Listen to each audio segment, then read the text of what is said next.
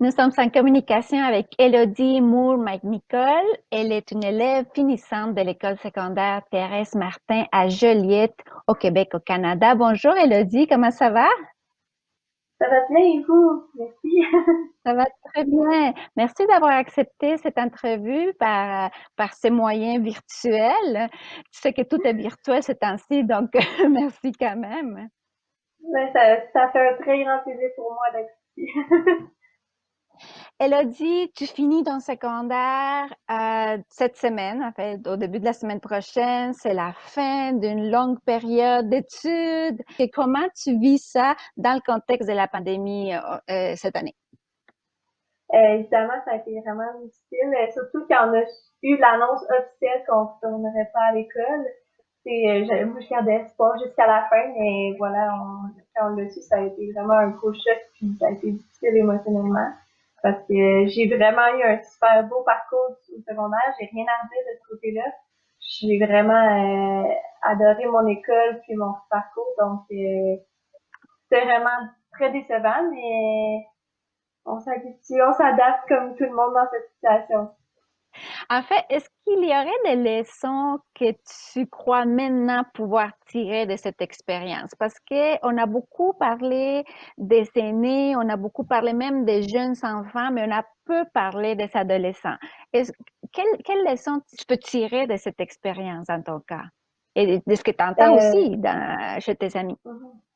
Ben, je dirais que, comme vous l'avez dit, les adolescents ont un peu été oubliés. Puis, on a beaucoup parlé du retour des enfants au primaire par rapport à la santé mentale et tout ça des enfants, des liens sociaux.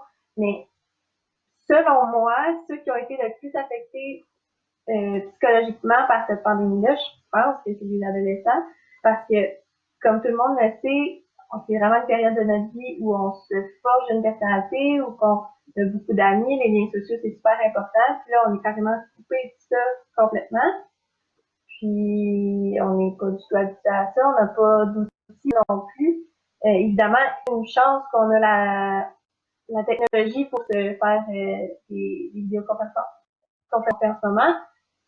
Parce que sinon, ça aurait été évidemment vraiment difficile. Puis, je, ça m'étonnerait pas de, dans quelques mois, voir le taux de dépression et tout ça augmenter au niveau des jeunes. Ça, je suis Hmm. certaine.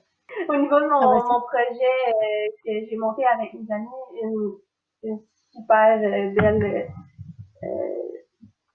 connaissance que j'ai eue, c'est qu'il faut vraiment, à la place de se morfondre puis de chialer sur la situation, ben on doit vraiment aller de l'avant puis trouver des solutions, aller chercher les personnes ressources.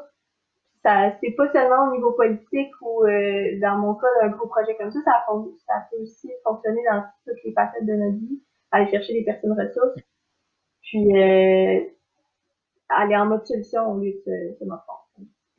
Hmm. C'est une belle leçon finalement que t'as tirée de tout ça. Puis pour un peu s'adapter à ta manière aussi, toi et quelques amis, vous avez lancé un projet pour souligner cette fin des secondaires, cette fin d'études, un passage, disons, à l'âge adulte aussi pour la plupart d'entre Mm-hmm. vous. Donc, parle-nous de ce projet que vous avez lancé, toi et tes amis. En fait, c'est ça. On voyait que les écoles bougeaient pas trop, en tout cas pas notre école. Ils faisaient pas grand-chose pour souligner la fin du secondaire. Puis nous, les réponses qu'on avait par rapport entre autres au bal de finissant, c'était pas tellement positif. Donc, on a décidé de faire des démarches pour qu'on ait comme dernière journée pour revoir notre école, nos enseignants, vacciner notre travail de mi-temps aussi, parce que c'est quelque chose que on parle pas trop, on parle beaucoup du bal, mais les dernières journées d'école, qu'on fait juste aller dire au revoir et merci à nos enseignants, c'est très important aussi parce que on les a côtoyés depuis tellement longtemps, puis on les adore. Donc, on a décidé de faire un plan assez concret et élaboré pour expliquer notre idée par rapport au fait d'avoir une journée de finissant. Donc, on Donc, a contacter. Non, en fait, je voulais juste dire que vous avez contacté le gouvernement québécois, en fait, des députés aussi de la région où vous vivez. Donc, vous avez pensé à une journée, à dédier une journée partout au Québec pour les finissants. C'est ça? Exactement. Oui, c'est ça. Puis en fait, on voulait vraiment, c'est ça, que ce soit à travers le Québec, parce qu'on voulait pas que ce soit seulement pour notre école. Là. Ça aurait été un peu injuste pour les autres.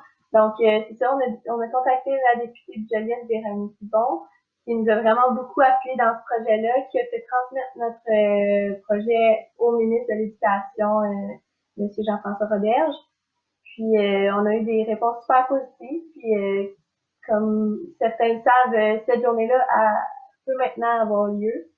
Mais ça dépend vraiment des écoles. Nous, dans notre projet, on voulait que ce soit vraiment une date précise pour tout le Québec, comme ça, pouvoir mieux gérer, mais finalement, ça, c'est une date aléatoire.